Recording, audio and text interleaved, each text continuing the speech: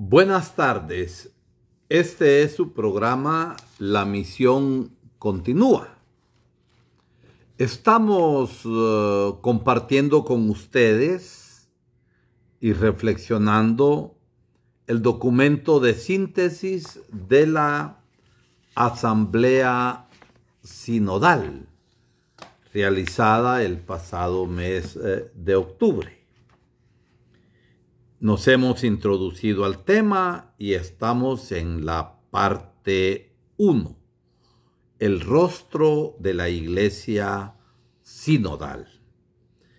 Hemos reflexionado ya sobre la sinodalidad como experiencia y comprensión.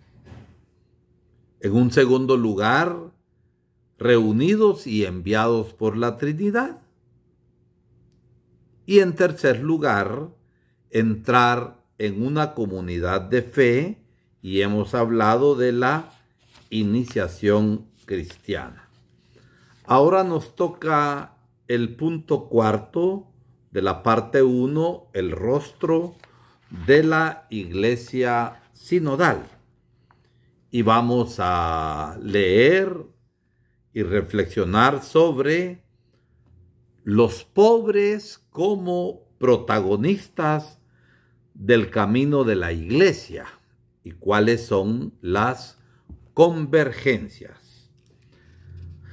Los pobres piden amor a la Iglesia. Amor significa respeto, acogida y reconocimiento, sin los cuales dar comida, dinero o servicios sociales es ciertamente una forma importante de asistencia, pero que no tiene plenamente en cuenta la dignidad de la persona.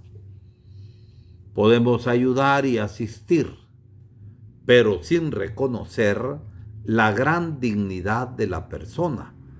Y no se trata solo de un asistencialismo, se trata de buscar promoción y liberación integral.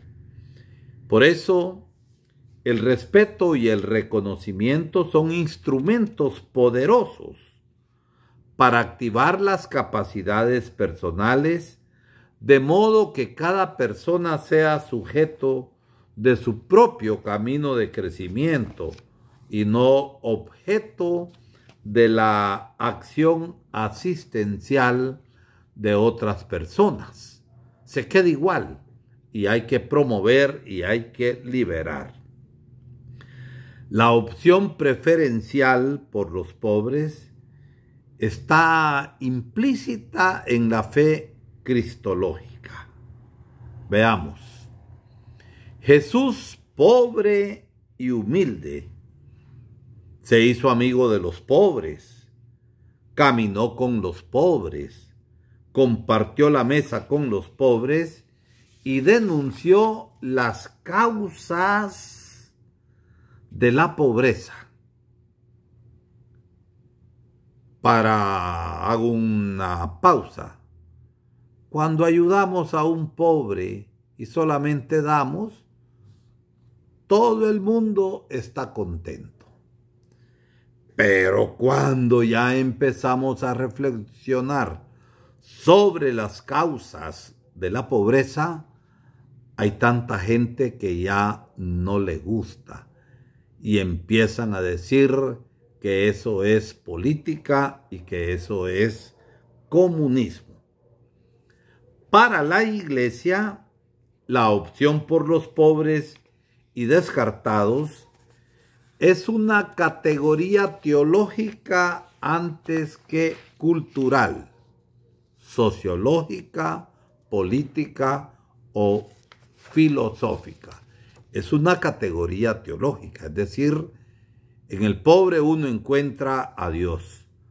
Para San Juan Pablo II, Dios les concede primero su misericordia, y esta preferencia divina tiene consecuencias en la vida de todos los cristianos, llamados a alimentar los mismos sentimientos de Cristo Jesús como nos lo dice la carta a los Filipenses en 2:5. No hay un solo tipo de pobreza. Entre los muchos rostros de los pobres están los que no tienen lo necesario para llevar una vida digna.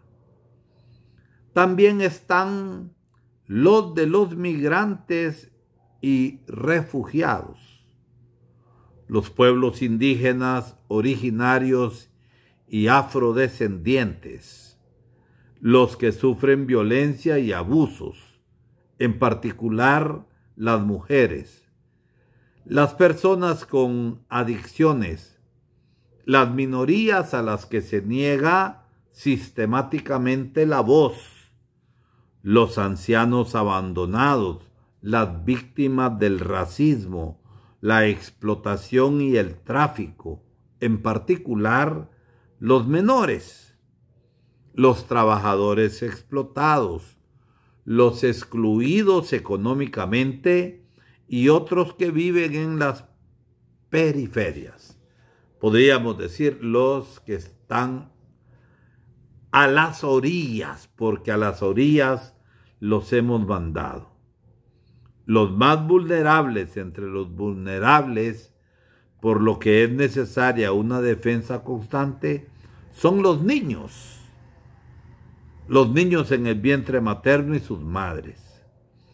La Asamblea es consciente del clamor de los nuevos pobres, producidos por las guerras y el terrorismo que asolan muchos países de varios continentes y condenan los sistemas políticos y económicos corruptos que los provocan. Ejemplo último, lo que Israel está haciendo en la Franja de Gaza, donde han muerto muchos niños y se ha bombardeado indiscriminadamente. Junto a las múltiples formas de pobreza material, nuestro mundo conoce también las de la pobreza espiritual, entendida como falta de sentido a la vida. La preocupación excesiva por uno mismo puede llevar a ver a los demás como una amenaza y a encerrarse en el individualismo. Como se ha señalado, la pobreza material y la pobreza espiritual, cuando se alían, pueden encontrar respuestas a las necesidades de la otra. Este es un modo de caminar juntos que concreta la mirada, la perspectiva de la Iglesia sinodal, que nos revelará el sentido más pleno de la bienaventuranza evangélica. Bienaventurados los pobres de espíritu. Estar al lado de los pobres es comprometerse con ellos también en el cuidado de nuestra casa común. El grito de la tierra y el grito de los pobres son el mismo grito. La falta de respuesta convierte a la crisis ecológica y al cambio climático, en particular, en una amenaza para la supervivencia de la humanidad, como subraya la exhortación apostólica Laudate Deum, publicada por el Papa Francisco, coincidiendo con la apertura de los trabajos de la Asamblea Sinodal.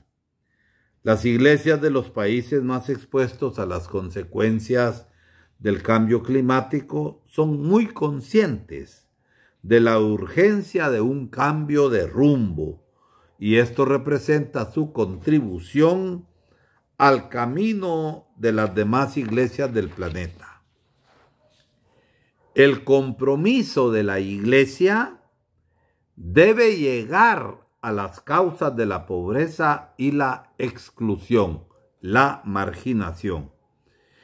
Esto incluye actuar para proteger los derechos de los pobres y excluidos, y puede requerir la denuncia pública de las injusticias, ya sean perpetradas por individuos, gobiernos, empresas o estructuras sociales.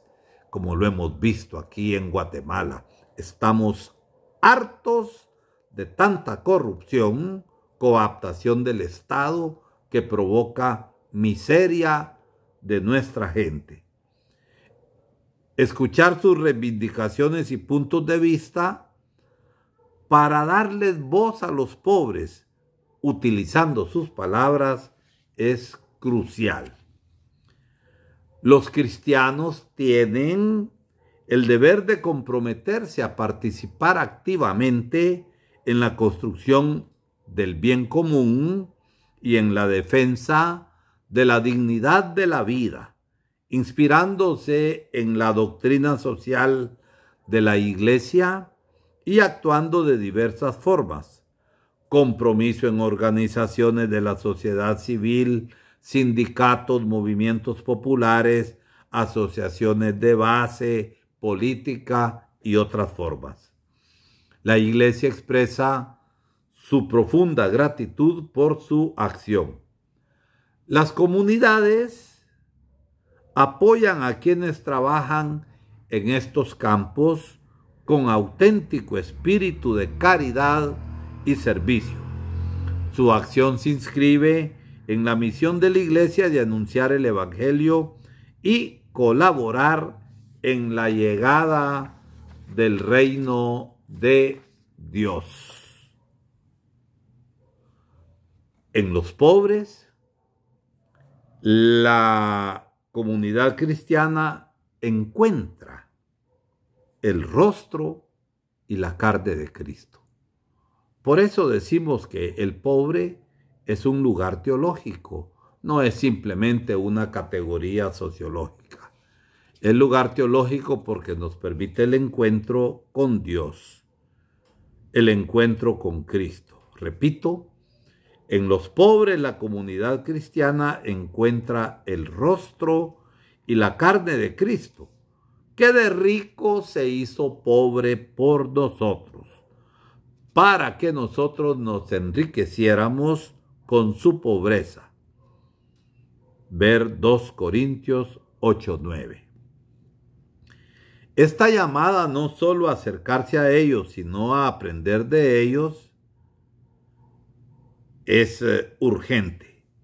Si hacer sínodo significa caminar junto a aquel que es el camino, una iglesia sinodal necesita poner a los pobres en el centro de todos los aspectos de su vida, a través de sus sufrimientos, de esos sufrimientos que tienen un conocimiento directo de Cristo sufriente, como el Papa nos hacía ver en el gozo del Evangelio, en el número 198.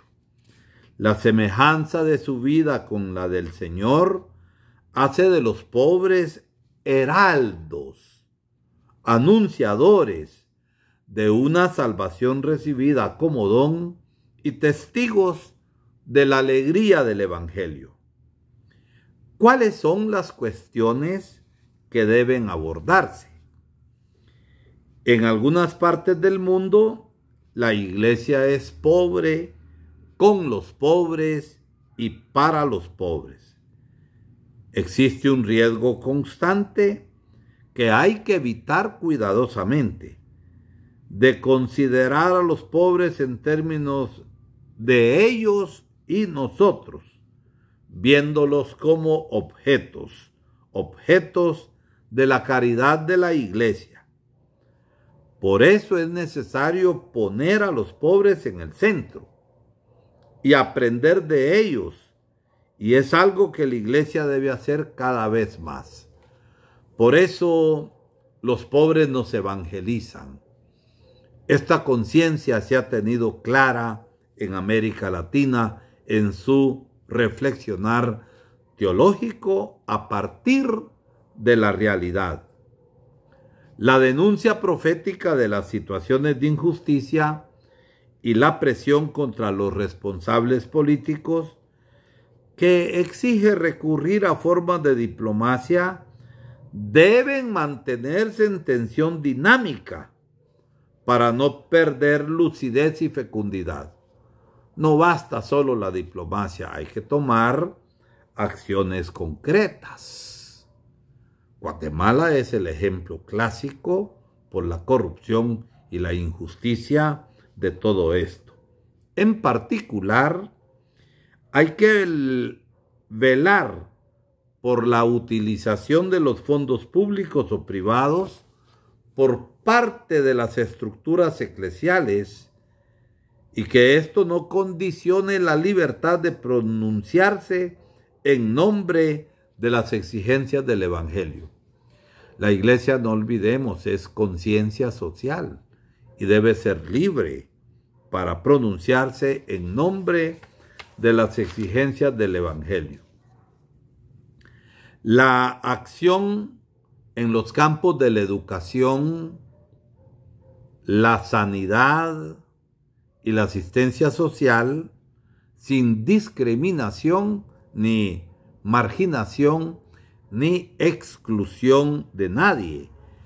Es un signo claro de una iglesia que promueve la integración y la participación de los últimos en sí misma y en la sociedad. Se invita a las organizaciones activas en este campo a considerarse expresión de la comunidad cristiana y a evitar un estilo impersonal de vivir la caridad.